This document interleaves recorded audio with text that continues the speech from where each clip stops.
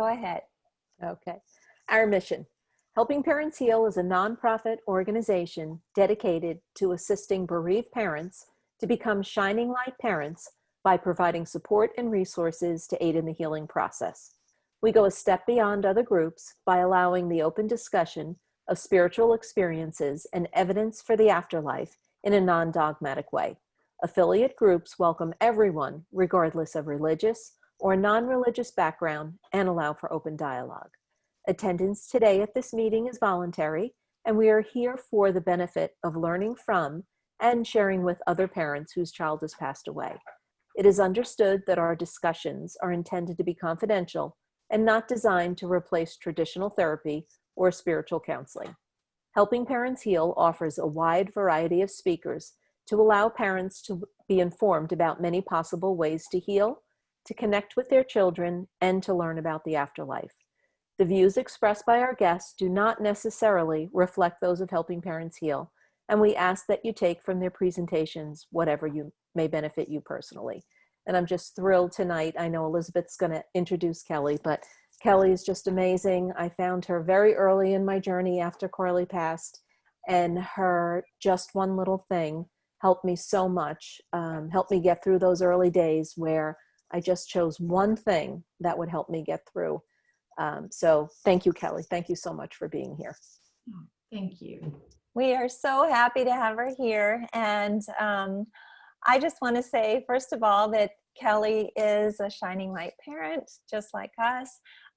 She's an author and a speaker who, through the power of words, has connected with thousands of people worldwide.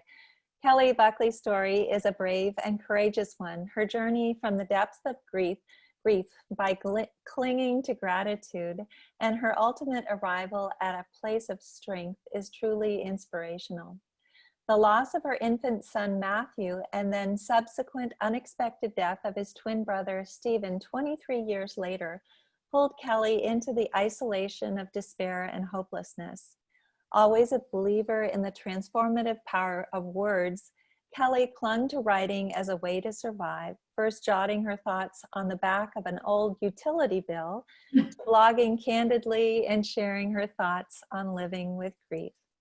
With gratitude as her anchor and Stephen's philosophy of one lifetime as her guide, Kelly published 2 books, Gratitude and Grief and Just One Little Thing. From there, she launched an online community called Just One Little Thing, or JOLT for short, which has a loyal following worldwide. There's a lot more that I could say about Kelly, but I'm going to go ahead and let her introduce herself as well. And without further ado, please join me in welcoming Kelly Buckley. Well, thank you so much. I am so happy to be here. I have been a member of the Facebook group for some time, and I'm just so impressed with the work that you do and the hope that you bring to so many families. So thank you for that. I need to thank you before we start anything. I'm just going to kind of talk about my story, where I started and where I am now, and then explain to you how JOLT kind of grew into what it is today, and hopefully where we'll be going tomorrow. And then I'm open for any questions that you might have, or and if you want to jump in, Elizabeth or Irene, and you know, redirect somewhere, feel free to do that as well. I just chat away, so it's not a big deal. As you said in the introduction, Stephen and Matthew were born on May 22nd, 1986. They were identical twins, and Matthew passed shortly after birth. And Stephen was born at 32 weeks, which is quite common for twin pregnancies. So he was tiny, and in the hospital for some time. But once he started to grow, he just seemed invincible his entire life. What a beautiful, beautiful child. That I couldn't take credit for. He had this kind of wisdom and age about him that went beyond his years. And so people gravitated to him. They loved to be around him. But he was never one who wanted to be the center of attention. And he always kind of looked at people from the periphery, and he would figure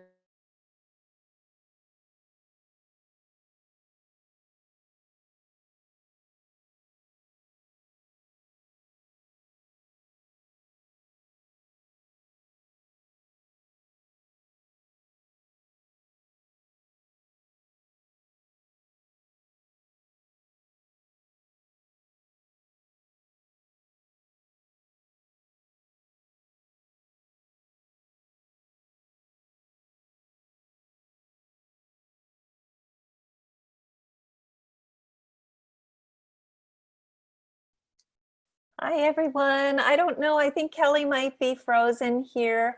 I thought maybe I was. So I had frozen a little bit earlier, but it looks now like it's Kelly. Irene, can you hear me? Am I not Yes, I frozen? can hear you. I thought Okay. I was frozen also, but I guess it is just Kelly. Well, I got frozen a little bit earlier, so I thought, oh, okay, this is just me, so it's fine.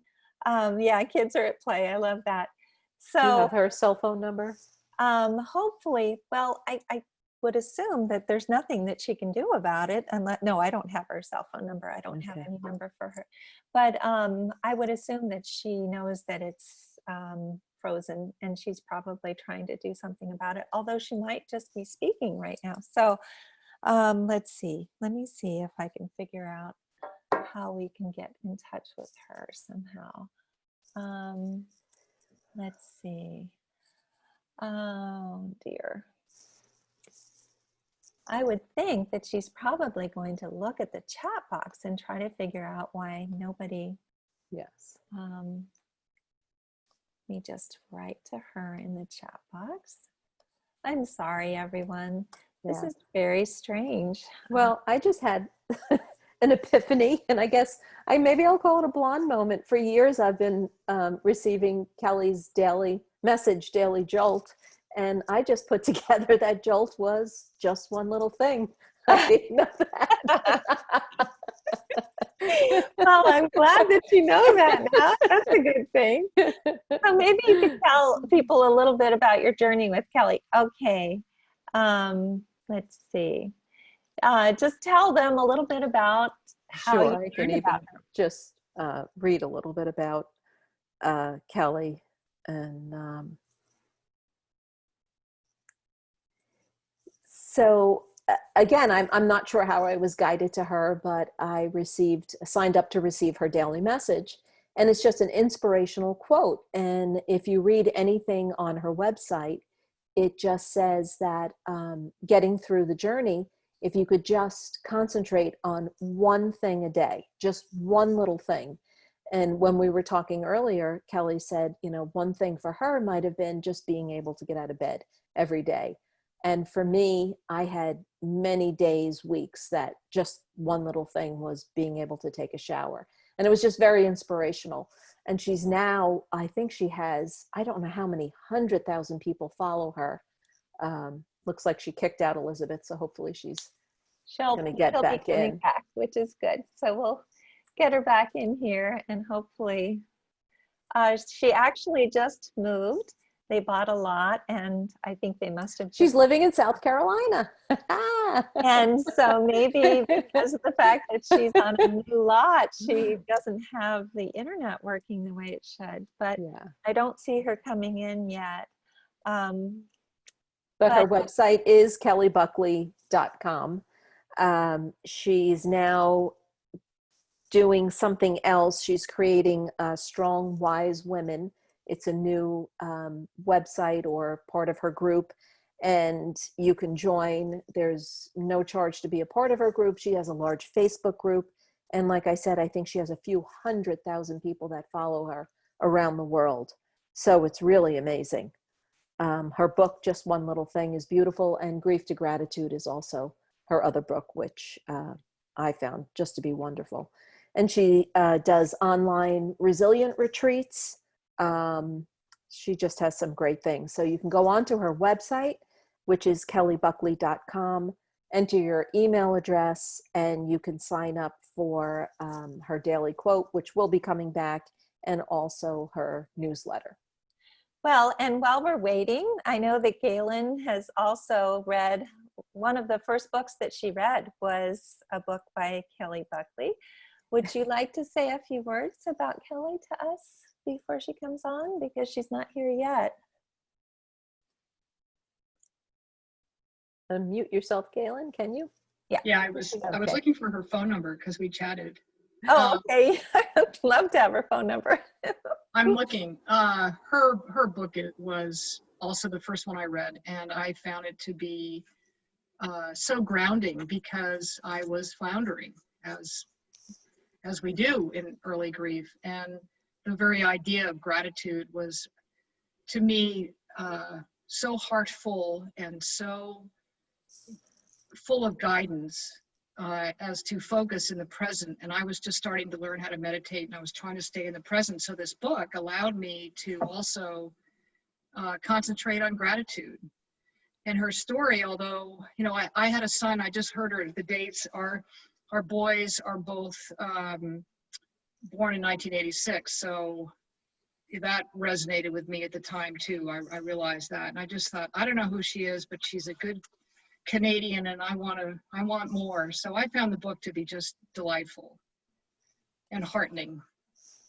That's wonderful. Okay, the two books are called Gratitude in Grief. So that was the one that you read first thing.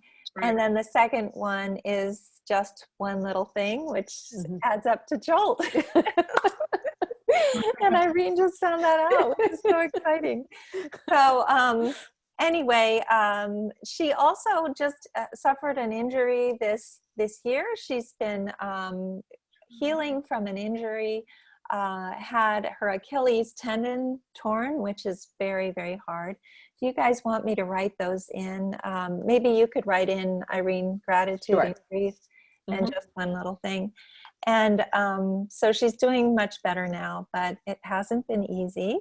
I know that Irene reached out to her for the conference, and at that time she was still dealing with this really hard injury. So anyway, but again, I don't know.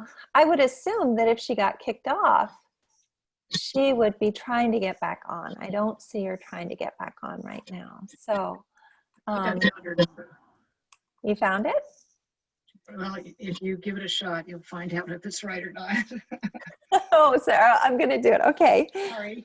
That's fine. I'd love to. Except, wait, are you? Oh, you sent it. Okay, that's good. So let me just see if I can reach her. This is funny. I always feel like it's live television. Here we go. I'm going to see if I can reach this person on the phone. Here we go. I would assume that it is something to do with her internet, though. So hopefully we'll be able to figure it out, though. It's on answering. So I'll just leave her a message. Hi, Kelly. I know that you got kicked off, and we're waiting for you. So please come back if you'd like to, and we'll talk to you soon. Take care. Bye-bye. Anyway, no matter what, I want to tell you that I feel very grateful for all of you being here, especially since I know that there are a lot of other things that are going on this evening. So we appreciate you waiting. And again, I'm hoping that we'll have lots of questions for Kelly. Tonight, Irene is going to be asking the questions, so I'm excited about that as well, as soon as Kelly gets back. But anyway, is there anyone else who has a personal experience with Kelly who would like to share it? Because she can watch the YouTube video and see this after. So let me know if you have something that you would like to share about her books or about an experience with her, and then we can have you tell everybody. Nobody? No, we might have to. Hopefully we'll. You know what, Elizabeth, why don't you talk a little bit about Darlene and Jeff, who are going to be speaking tomorrow night while we're seeing Yes, each other. I would. Oh my gosh, what a story. So Darlene and Jeff are an amazing couple who are shining light parents as well. And Jeff, about 12 years ago, he's a physician. He found out that he had ALS, Lou Gehrig's disease. And so he has been dealing with that for quite some time. And about 9 years after he found out that he had ALS and he was living with it, his son, Zach, and his son's girlfriend, Kaya, were kayaking, and they had a freak accident, and both of them passed. And so not only was he dealing with this ALS, he also was dealing with the passing of his son and his son's girlfriend. They are the most amazing people. They have found so much hope and healing on this incredibly difficult path. And the book that he wrote, which is called, let's see, what is it called, Irene? This is let me look it up. I'm sorry. Me too. Okay, I'm going to talk about the book while you're looking up the title. Yep. He wrote it by blinking his eyes because that Still was life. Still life, exactly.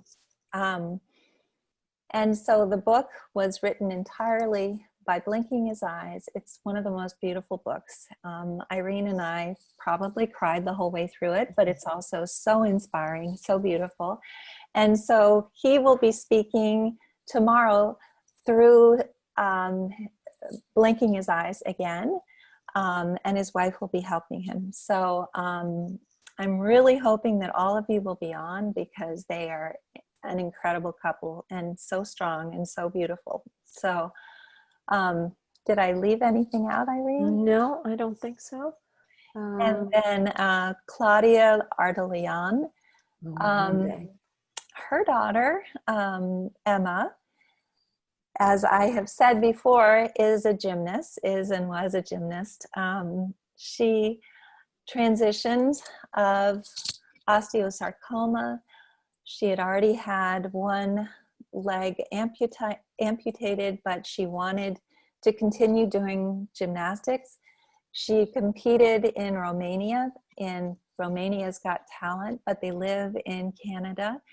And she did this knowing at the time that the osteosarcoma had gone to her other leg, that it needed to be amputated, but they told her that they weren't even sure she would live if they did amputate it. She's one of the most incredible girls. Oh my goodness. Emma is, her mother is just so beautiful. And when she transitioned, she turned to her mom and she smiled and she said, Mom, it's time now. I've got to go. And her mom said, where are you going? Because she wanted to know exactly what it was like. And instead of telling her, she turned and hugged her dad as tightly as she could. So, here's Claudia. So Claudia can tell us more about that. Claudia, are you on, let's see, where are you? Can you show me where you are? So I don't see that your screen is on. No, it just says Claudia's iPhone X. Mm-hmm. Would you like to speak to us? Because if you do, let's see, Claudia, where are you? Anyway, I just saw another video of Emma today that she sent to me, and this was 2 months before she passed. I don't see There it. she is. She put her camera on. We just have to let her unmute Can you herself. do that, please, Irene? Because I can't see her. Anyway. Okay, Claudia. Should be able to unmute Claudia. Try it now. Hi. There she is. Hi, everyone. Hello. I'm so sorry. I wasn't prepared for this. I was prepared to listen to your You don't have tonight. to. She's trying to get back on, so that's completely fine. So I'm pinning it right now. I was just painting my room and then trying to prepare dinner for Lizzie at the same time. That's why I was with my camera off. But I listened to you and I said, "Oh, you talk about me." About you. I'm talking about you. Yeah. So this is on Monday, everyone. So anyway, so this is Claudia, poor thing. I'm making her speak before she's supposed to It's speak. okay. You know what?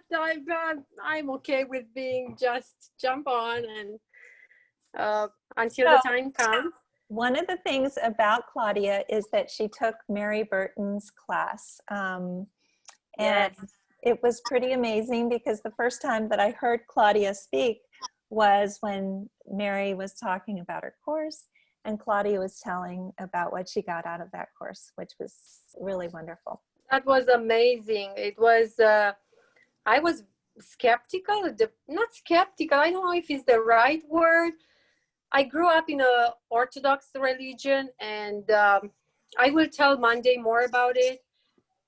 It's not the Christian Orthodox religion. They say, oh, you shouldn't go to a medium. It's kind of a sin. You should let the spirits do their own thing, and they are in a journey. Let them do their journey. You are not supposed to bother them and all that.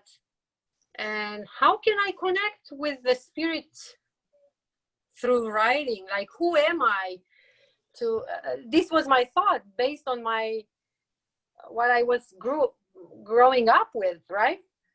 So, and I said, you know what, until your child dies, let me just follow my intuition and discover. I'm a seeker to find out what is right and what is wrong. And I will say Monday that it was interesting how I got to a medium, and then how I got to connect with Mary Burton. And I'm so grateful, so grateful.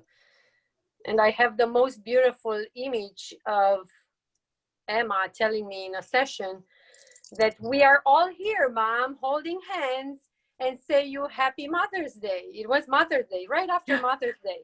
Oh, here's So here's Kelly. Claudia, we're going to Thank you, Claudia. But I am so appreciative of you talking. Thank you so much. And we were really looking forward to hearing you on Monday. Sure. And thank you. So hopefully, I can't find, oh, here's Kelly. Here you are. Hey, I don't know what happened.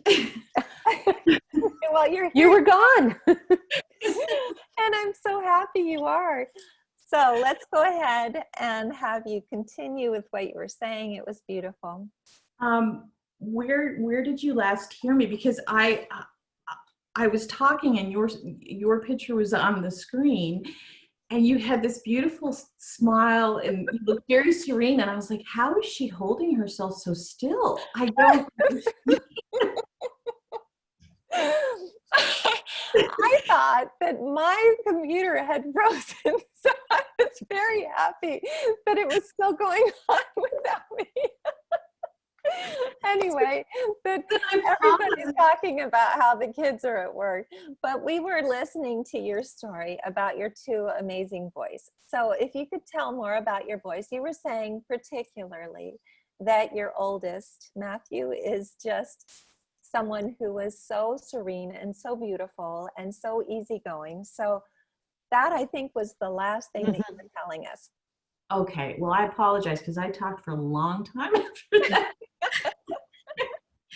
So I'll jump right back in, and if I'm repeating myself, just wave at me and I will stop. I apologize for the technical difficulties. I guess No this worries. is our new world, right? So Matthew passed shortly after birth, and Stephen then grew up to be this most beautiful soul. Very much like my dad, I guess, in his temperament, just a very deep thinker. Loved to have big conversations. When he would come home from university, we would stay up until the wee hours. Just chatting about life, and he was just such a blessing to me. And I had Stephen when I was young, so I always looked at it like he raised me too. It wasn't just me doing the parenting. Sometimes I felt like, we were in this together kind of thing. And he was just a gift to me, and he was phenomenal big brother and just a wonderful hockey player, just passionate about life. Like at 23 years old, he called one day. He liked to disc golf in you know, those disc golf courses, and they're quite challenging because the terrain for some is very rough. And he was so excited because his frisbee or disc or whatever they call it was caught in this tree. And he said, "Mom, I climbed this huge pine tree, just huge." And his friend took a picture and sent it. And he was way too high for Mama. But that captured his spirit and his love for life. He appreciated everything, and he was grateful. And so everything in terms of the work that I do, he was a gift. So I say thank you. And again, I feel like I'm repeating myself, so stop me if you need to, but you know, I call it Stephen's ripple. And so I share my measure of love, you know, all that love that you have inside for your child. I've decided to share that with JOLT and share it with other people. And that, to me, that's his ripple. But also, when I put good out into this world, and when I'm looking for gratitude, and when I'm in that headspace of possibility and magic, and butterflies and angels and people looking out for you, I feel him close to me. I feel him so close to me. And so what's the alternative? You know, a life where you don't focus on anything that's working. I don't want to feel far away from him. So, you know, that's a part of my selfish reason for continuing with JOLT, is that I like feeling him smile. That feeling that he's smiling at what we're doing. And, you know, that was confirmed for me by Suzanne as we, you know, I chatted with Suzanne about Stephen, and that gave me so much peace as well. I guess because we were cut off, Elizabeth, maybe you could kind of guide me through what you want me to talk about, because I'm not sure if I'm double sharing or. I think that you're doing a perfect job. I think that one of the things that all of the parents on here really like to hear about is how you were able to move forward and heal. And so obviously the 2 books that you wrote are just incredible. Irene was talking about the fact that your group has about 100,000 followers throughout the world, which is just incredible. I know that you say that you don't do any advertising, so I would assume that it's the boys that are bringing all of these people to you, as well as the kids who belong to the people who are reading you and listening to you. So, and then maybe you could talk about the inspiration for the JOLT each time, what you were telling us earlier about some days it was the fact that you still had your heart that was beating and that you were grateful for that. And anyway, maybe if you could just tell us a little bit about that, that would be wonderful. So, you know, immediately after Stephen's loss, I think, you know, I described to you how, you know, writing on the back of a cable bill is how this started. And I really didn't have an understanding of why I was doing it. But at the time, I wasn't trying to figure that out. I was just doing it. I was trying to keep breathing is the honest answer. And I know all of you know exactly what I mean by that, is you feel like you're holding yourself together with duct tape, and you're trying not to fall apart. And so looking for one little thing was how I kept myself tethered to life. I tethered myself with gratitude. That's how I like to describe it. And each day I built upon the gratitude from the previous day. Some days it was easy. My son, Brendan, and his humor and his honesty was a daily source of gratitude for me. And I mean, it's actually he's such a sweet kid, and we talked very openly about grief, and we went to counseling after Stephen passed, and he wasn't happy about that, but I said he had to go, because we didn't have anything in our wheelhouse to figure out how do we do this, right? And he would come in and I would be crying as I was writing, if I was writing something in particular. One thing particular in my book was I wrote a letter to God, and then I also wrote a letter to me from God. And my neighbor, who was a spiritual advisor, said, you are qualified to do that because, it's the Holy Spirit's within all of us. And I said, okay, I'm going to go with that. So I was writing these letters, and Brendan came into the office, and I had tears, and he kind of poked his head in my office, and he said, everything good in here? And I said, yeah, I'm fine. He goes, you're just letting a little steam off your grief kettle? And I said, yeah, that's exactly what I'm doing. And so that's how we would describe it. We're letting steam off our grief kettle. We became comfortable with tears. And I know when I look back at how we handled that situation with him at 11 years old, at such an important developmental stage in his life, I think that that's what I'm most thankful for today. But in terms of the gratitude, some days it was easy with Brendan, and some days I would be thankful for my shattered, broken heart. And that would be all that I could find for that day. And I accept that. It's happiness and sadness. I think when we're younger or before things happen to us in our life, that we feel like it's an either or proposition, right? Happiness or sadness. But the truth is they coexist, right?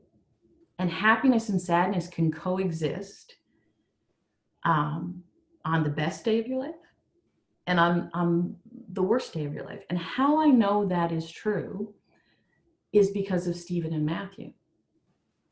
Because when Stephen was born and I looked at his beautiful, although translucent because he was so premature, little face, when I looked at him, I was happy. But Matthew, I was sad. And so I knew that I could live with those two emotions. So when I look at the concept of JOLT, getting through difficult times with the use of gratitude, I think it stems from that, from my boys. From my boys. Happiness and sadness can coexist at the same time. They always have. I mean, that's a truth that's older than me. Well, that's beautiful. And I agree with you that happiness and sadness can coexist. And I think that all of us who have kids who have passed and who have siblings of kids who have passed realize that they deserve just as much as those kids who have passed to be able to have wonderful lives. So I'm sure that that day when Matthew passed and Stephen survived, you knew that you wanted to have Stephen have the most wonderful life possible. And I think it's the same way at whatever age these kids pass at, you still, so you have your son Brendan, and then Stephen passed.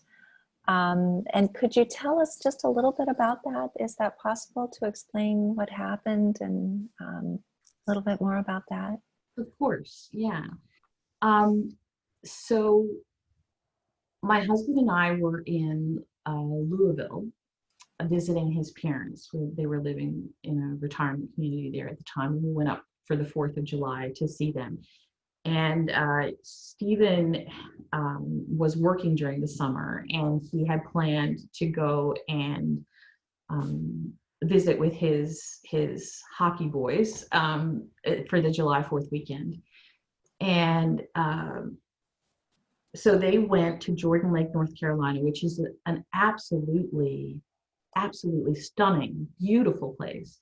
And so they had a barbecue and they were swimming and, you know, all that stuff. And a few days before that, Stephen had taken a hit to the chest with a puck at hockey. He went to like a men's league game because it wasn't regular season at NC State because he was the goalie for the regular team there. And he knew that it hurt, and he knew, I think he felt like there was maybe something wrong, but he didn't want to worry his mom. And so he went to Raleigh, and from what we can gather from the medical examiner, he had a pulmonary embolism. And when he went swimming, he developed, you know, a severe chest pain. And so I guess the clot moved, and then he passed, which was, for this invincible boy who, I mean, he was such an athlete, and he had overcome so much from a premature birth and just thrived his whole life. And then it was just this random thing, and he was just gone. I mean, that, I felt like I was blown to smithereens. I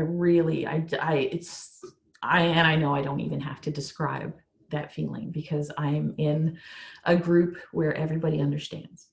And so my husband and I immediately loaded up our car, and we drove 9 hours through the night to Jordan Lake because I needed to physically be there. And I couldn't get a flight fast enough. I had to get in the car, and I needed to be there for him.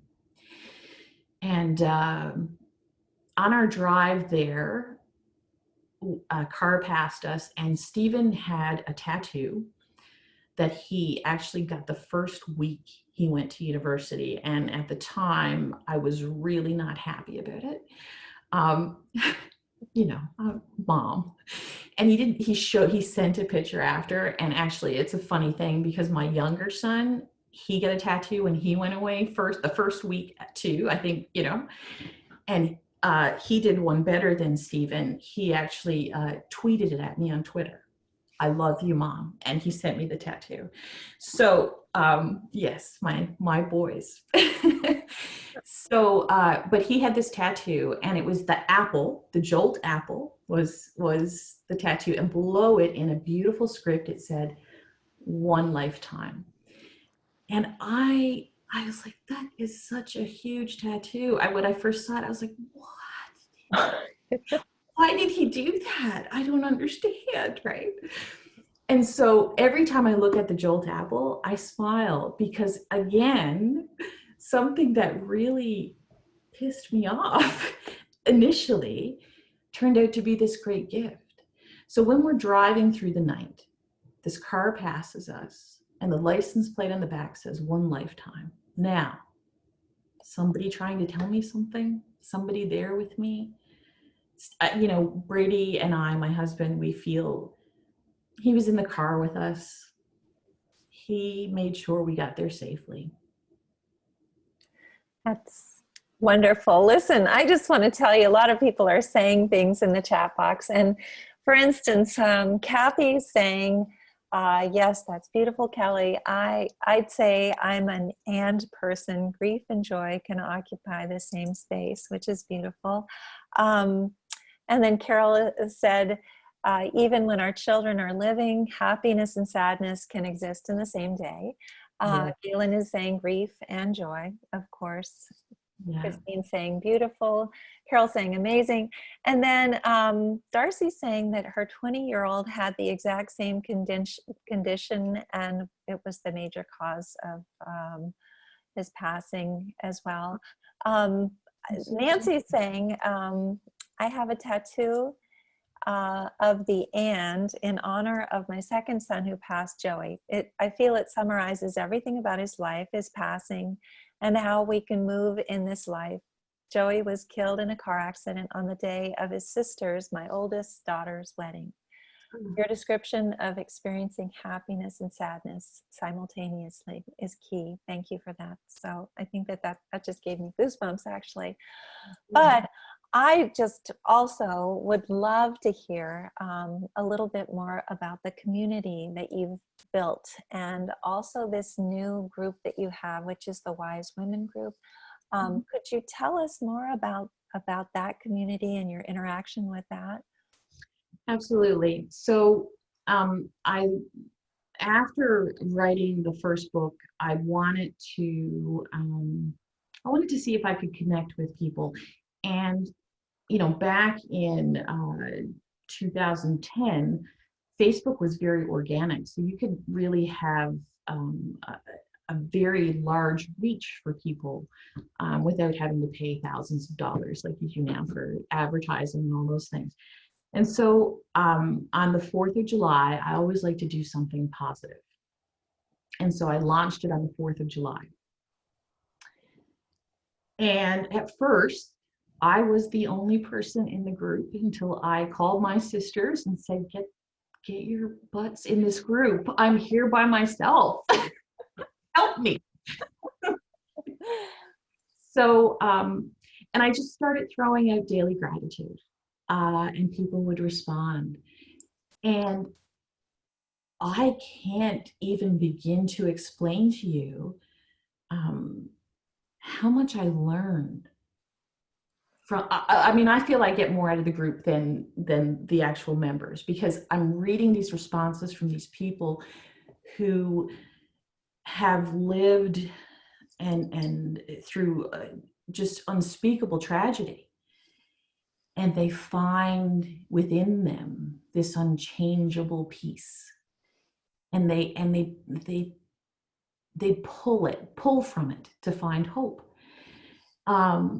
So I just kept throwing out gratitude, and then I would, so Mondays I would share music, and Tuesdays I'd share positive news, and Wednesdays was what can you do? So I would encourage people to help other people, and Thursdays was thought-provoking questions, and then Fridays I asked questions about them.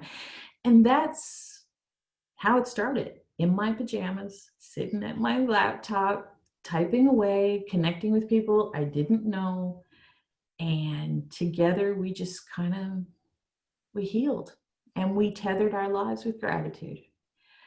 And so it grew beyond me and my sisters. My husband joined. I made him get a Facebook account so he could join. And then we grew it from there. And so today, I think there's like 132,000 people in there from 45 different countries. It's amazing. Nothing thrills me more when I have to press the Google Translate button to read someone's comment, and I think for today, in today's world, in the world that we're living in right now with such unspeakable pain, I feel this work is Stephen's ripple, but today I feel like it's our obligation. We as bereaved parents, we know what it is to come back from the brink, right? We know what it is hanging on by your fingernails. And so I believe I have a responsibility to share how I came back from the brink. That's why I do JOLT. I believe that I believe it can heal you. I know it does, because it healed me. Well, tell me a little bit about the Strong Wise Women group that you have as well. So this is a private group, so you don't have 132,000 people in that group, I would assume. And by the way, just being able to be in 45 different countries and to have all of these people being able to be inspired by you, what a wonderful thing. And what a wonderful thing that you're doing this with Stephen, obviously. And Yes, so tell us about Strong Wise Women, because we have everybody signing up for the Daily Jolt, but I'm sure that lots of people would like to know more about this other group. Okay. So Strong Wise Women is a group, actually my best friend Tracy, who's Stephen's godmother, and we started it 3 years ago, I think it is now.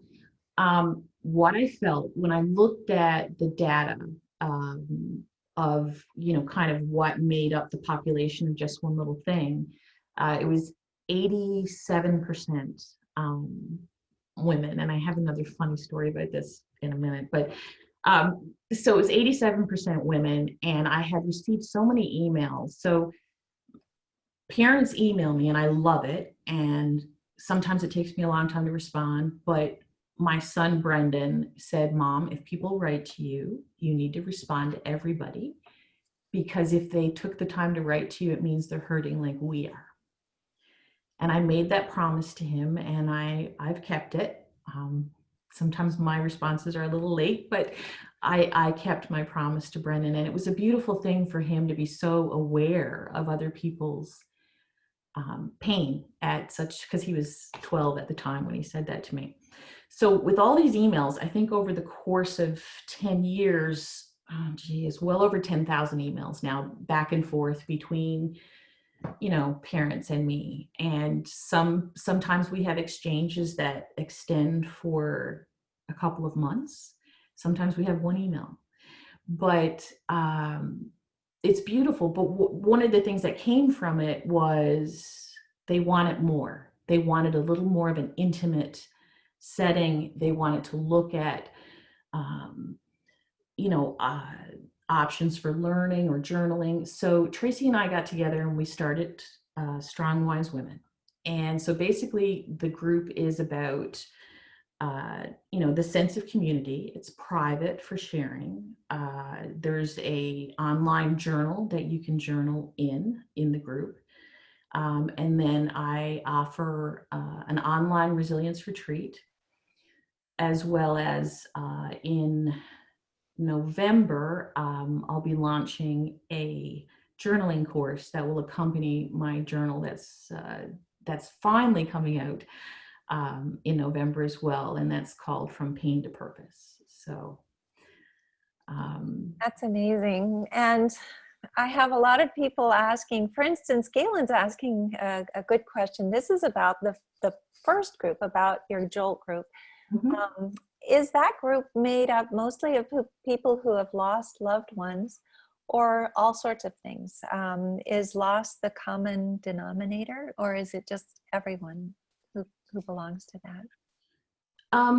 I didn't want to put barriers on the group that would limit people's opportunity to visit and maybe learn something. So I wanted to kind of keep it open and see how it evolved.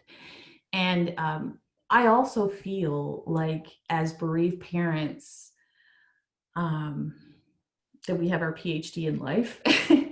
And so I knew that there would be that mix. And I really feel like we have something to say. We have a message that's important. And if you look at today's world, like just in this country alone, 200,000 people have passed. And all of our grieving traditions and our bedside goodbyes and all of those things have changed.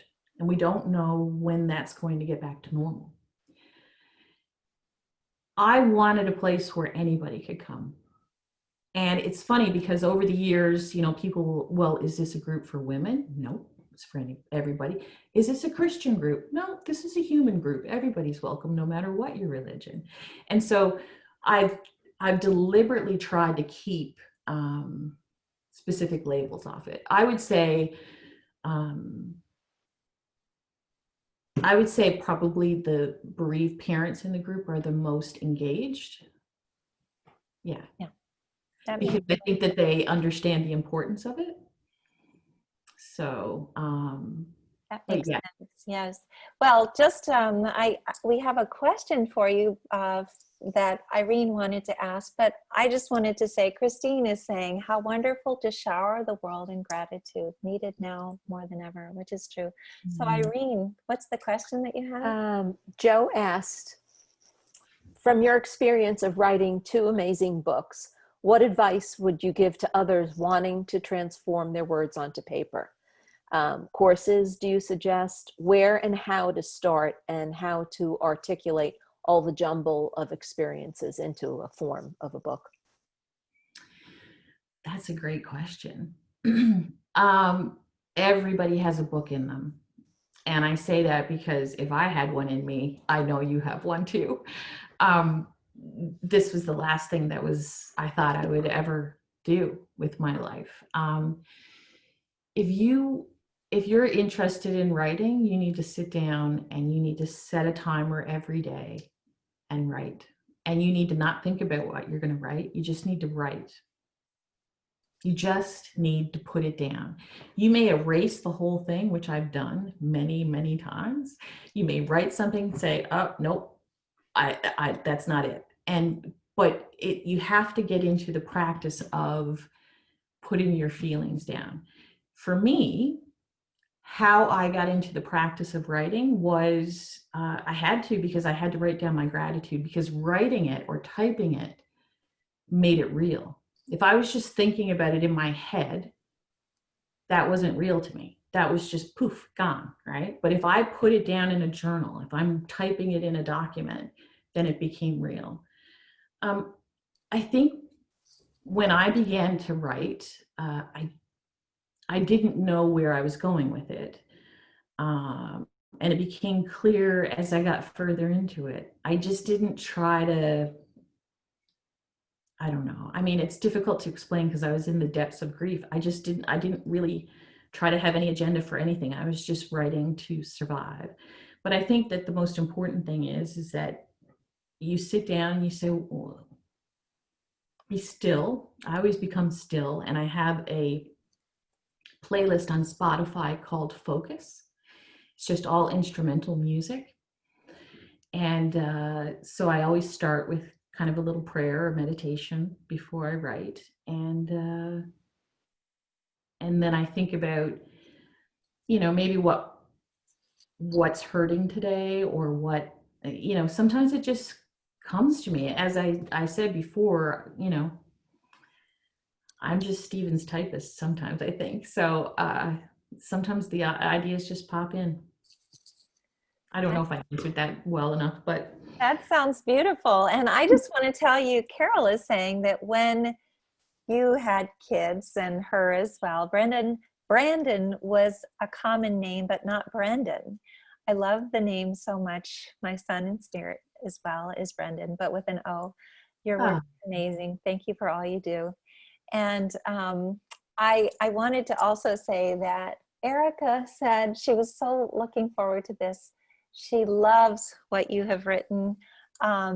She's so sorry that she had clients who kept her from being on time, which maybe she was actually right on time. And now she unfortunately had to leave, but she just wanted to tell you what a huge influence you've had on her life. And I think a lot of people here have read your books already. I'm excited about your new group that you're creating. So could you tell us how it's possible to become a member of that Strong Wise Women? I'm sorry. Yes. Yeah. Strong Wise Women group. So right now I have disabled the registration.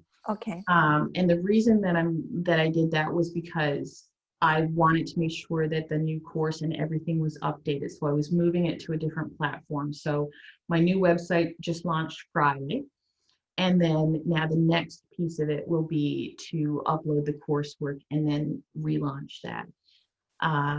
So I will be happy that I can share it with you once that is ready to go. That would be wonderful. And I'm sure that everyone will want to see it. And also, I just wanted to say that I love Jordan Lake. It's one of the most beautiful places in the world, and I learned how to water ski there. So you. I thought that was really interesting when you mentioned Jordan Lake. It's very close to Charlotte, obviously, so that makes sense that you had been there. Everyone is saying thank you. Let's see, Carol saying writing brings it forward. Yes, makes it real, which is true, as well as journaling. People are asking how to sign up for JOLT, but I think that was taken care of. So it's at www.kellybuckley.com. Is that right? That they can sign up for JOLT? I actually asked my web developer to create a personal web page for your group. Oh, good. So I will send you the link when we get off the call. And so on the landing page, when you go there, I have some free resources. Like there's an excerpt from my book, and then there's a gratitude tracker. So I give you some ideas of the things that I sometimes go to if I'm having a hard time finding my one little thing. So it's just little prompts that can help you think about that. And then there's something else. I can't remember. I think it's a gratitude and resilience guide, maybe. But there's 3 things that I wanted you guys to have. And as I said, feel free to contact me anytime if you have any questions about anything. And I'm going to post my tribute to Stephen. I'm going to send that to you. I would really like to share that with the group because, you know, I can sing his praises, an hour is not long enough for me. So. Well, we need both Stephen and Matthew. And Yeah. my daughter Chelsea passed when she was 2 days old. So she's on there as well as Morgan. So he'll be in really good company. Both of them will. We've got some amazing kids on that site. But thank you. That would be wonderful. I just have to tell you, people are saying, so Lindsay's saying, Kelly's voice is so calming. Thank you for all the information. Let's see. Sherry's saying, you're just amazing. Thank you so much. Christine saying, thank you so much, Kelly. Please do love to read the tribute. Yeah, we all would love to read the tribute. So Kathy saying that this was wonderful, Kelly. Thank you. Carol, love you all. So I just want to tell you thank you myself. This was a wonderful evening. I'm sorry it got off to a kind of strange start, but it went really nicely after. We will look forward to getting that landing page from you. And before we go, we always ask everyone to unmute themselves and say goodbye and thank you to you. So let's go ahead and do that. Irene, did you let everybody? Kelly. Yep. Thank you, Kelly. Thank you, Kelly. Thank you. Thank you so much, Kelly. Thank you. It was great. Thank you. Very good. Thank you so much. Love it. Thank you. Enjoy. And have a wonderful Yeah. evening, Thank you everyone. very much. See everybody tomorrow night. Yeah, see you Everyone. tomorrow.